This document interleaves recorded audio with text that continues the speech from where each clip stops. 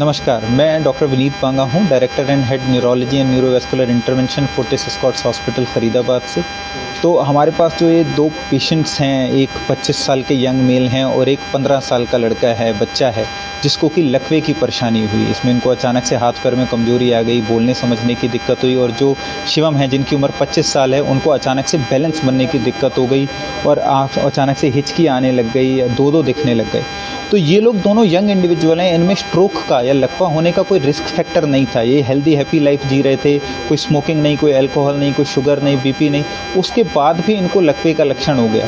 आजकल हम देख रहे हैं कि यंग पेशेंट्स में भी स्ट्रोक काफ़ी बढ़ रहा है, और स्ट्रोक होने का चांस यंग पेशेंट्स में भी उतना ही होता है जितना ओल्ड होता है। थोड़ा कम होता है बट होता है। ज़्यादातर केसेस में हम ये मानते हैं कि जो लकवा है वो एक ओल्ड एज की बीमारी है और वो यंग एज में नहीं हो सकती, और इसलिए टाइमली रिकॉग्नाइज नहीं करते, पता नहीं चलता लकवे का, और ट्रीटमेंट में डिले हो जाता है। क्योंकि अगर टाइमली ट्रीटमेंट हम कराते हैं तो लकवे या स्ट्रोक का पूरी तरह से ट्रीटमेंट संभव है और इससे पूरी तरह से हमारी रिकवरी हो सकती है। तो अगर किसी यंग पेशेंट्स में भी स्ट्रोक के सिम्टम्स आते हैं, उसको इग्नोर ना करें और उसका टाइमली ट्रीटमेंट कराएं, बिकॉज वो आपको बचा सकता है आगे आने वाली अपंगता से।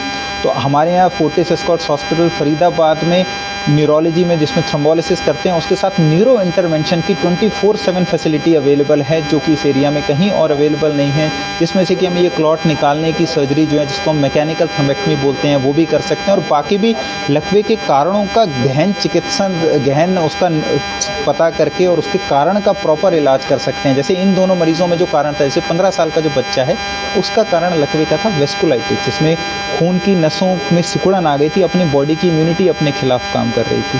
और जो शिवम हैं, जो हमारे 25 साल के मेल हैं, उनमें कारण था खून की नस में चीरा लगना, जिसको हम डाइसेक्शन बोलते हैं, जो कि अचानक से गर्दन में झटका लगाने से जो हो सकता है, एक नाई भी आपका लगाए उसकी वजह से हो सकता है। तो यंग पेशेंट्स में स्ट्रोक के कारण अलग होते हैं, उनका ट्रीटमेंट थोड़ा अलग तरीके से होता है, उनकी टेस्टिंग अलग तरीके से होती है। तो ऐसे कुछ सिम्टम आए तो इग्नोर ना करें और टाइमली ट्रीटमेंट। Thank you. कितने समय में ये ठीक हो जाते हैं और इनका खर्चा क्या आता है? सो अगर टाइमली पेशेंट हॉस्पिटल जल्दी पहुंच जाता है, इन टाइम पहुंच जाता है, तो मोस्टली पेशेंट्स में रिकवरी अगले 1-2 दिन में दिखने लगती है। जैसे अभी हमारे पास 2 पेशेंट हैं, इनको 5-5 दिन हुए हैं आए हुए, और अभी ऑलमोस्ट फिट हैं। शिवम 80% फिट है, ईशान तो 100% फिट है। इनको हम आज डिस्चार्ज करेंगे, और खर्चा भी बहुत मिनिमल खर्चा आया है, कोई बहुत ज़्यादा खर्चा नहीं आया है। 1-1.25 लाख रुपए के करीब इनका खर्चा आया है, जिसमें से कि इनका हॉस्पिटल का एडमिशन, टेस्टिंग, दवाइयाँ सब कुछ इंक्लूडेड हैं। तो स्ट्रोक का ट्रीटमेंट, जैसा बोलते हैं कि मल्टी स्पेशलिटी में जाएंगे बहुत खर्चा हो जाएगा, तो वैसा ज़्यादातर नहीं होता। बेसिक कॉस्ट में ही अच्छा ट्रीटमेंट मिल सकता है। उन लोगों के लिए क्या कहेंगे जो छोटे किलोमीटर डॉक्टर के पास जाते हैं? तो मैं बस ये कहूँगा कि एक स्ट्रोक रेडी सेंटर में जो स्ट्रोक का ट्रीटमेंट है, वो बहुत अच्छा और प्रभावी तरीके से और बहुत कम समय में किया जा सकता है। जैसे जैसे टाइम निकलता है, लकवे के मरीज़ों में रिकवरी का चांस कम होता जाता है। अगर पेशेंट हमारे पास लेट आता है तो हम उसकी बहुत ज़्यादा हेल्प नहीं कर पाते। तो अगर आपको स्ट्रोक के लक्षण आते हैं, जिनका निमोनिक है, बी फास्ट, बैलेंस में प्रॉब्लम होना, दिखने में प्रॉब्लम होना, चेहरे का तिरछापन होना, हाथ पैर में कमजोरी होना, बोलने या समझने में दिक्कत होना, तो इसको इग्नोर ना करें, टाइमली हॉस्पिटल पहुंचे। और अगर स्ट्रोक रेडी सेंटर में पहुंचेंगे तो टाइम आपका बहुत बचेगा, क्योंकि हर मिनट में ब्रेन में 2 लाख सेल डैमेज हो जाते हैं परमानेंट, और वो कभी वापस नहीं आएंगे। तो हर मिनट जो आप लूज़ करते हैं, आपके 2 लाख जो ब्रेन सेल है वो डैमेज हो जाते हैं, और आपके रिकवरी के चांस कम होते जाते हैं।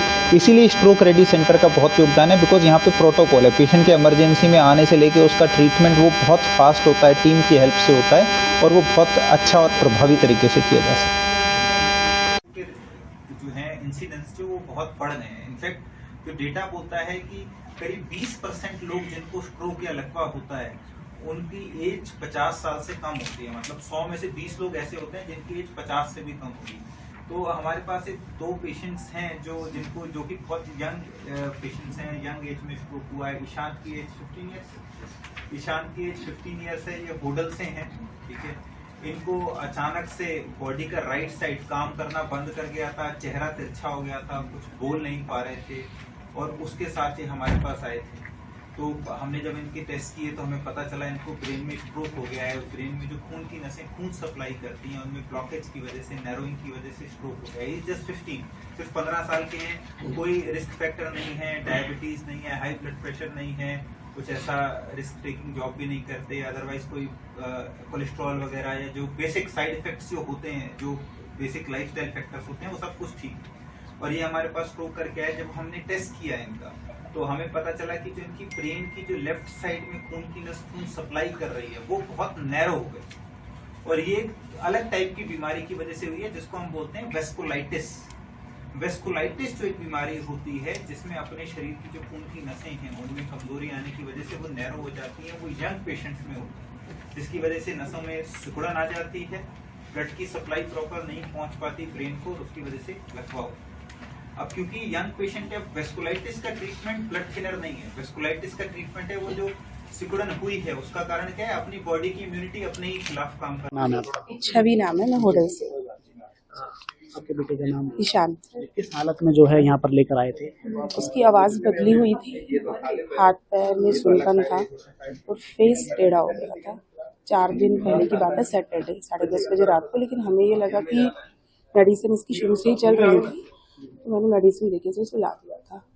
सुबह इसका देखा तो फेस में काफी टेढ़ापन था, फिर हम इसको यहाँ ले आए थे। 4 दिन में काफी कवर हो गया है और डॉक्टर साहब ने अच्छे ढंग से ट्रीटमेंट दिया है। माँ के लिए बहुत दुखदाई होता है जब उसके बच्चे को कुछ हो जाता है, तो आपके लिए क्या पल था जब आपने अपने बच्चे को देखा, उसका फेस टेढ़ा हो गया, तो और जब आज जो है, आज कैसी फीलिंग है जो डॉक्टरों की वजह से जो है आज सब स्वस्थ हो पाया? जब मैं यहाँ आई तो मैं भी डिस्टर्ब थी, घर वाले भी सारे डिस्टर्ब ही थे।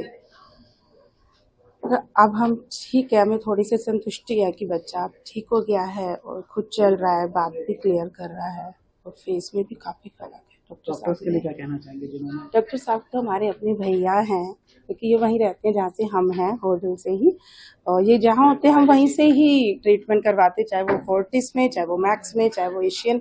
हमें इन भैया से ही ट्रीटमेंट, डॉक्टर साहब से ही ट्रीटमेंट करवाना था चाहे इस प्रॉब्लम में, और हम बहुत अच्छे। Thank you.